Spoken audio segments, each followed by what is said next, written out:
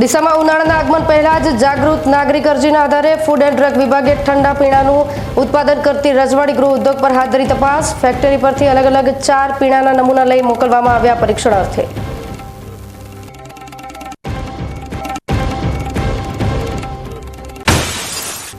જિલ્લામાં અચાનક હવામાનમાં જોવા મળ્યો પલટો। સવારના ઝડપી પવન ફૂંકાયા બાદ બપોર બાદ આકાશમાં વાદળો છવાઈ જતા ખેડૂતો થયા ચિંતિત।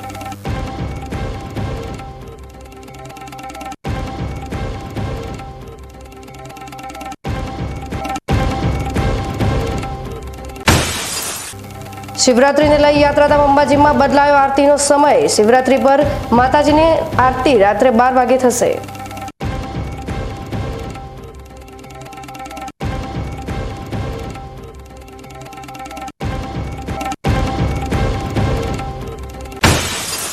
અને ધાનેરાનો વિક્રમ અભ્યાસની સાથે સાથે પરિવાર માટે પણ થઈ રહ્યો છે મદદરૂપ। ઘરકામ સાથે અભ્યાસ કરતા વિક્રમે વિક્રમજનક પરિણામ મેળવવાનો વ્યક્ત કર્યો વિશ્વાસ।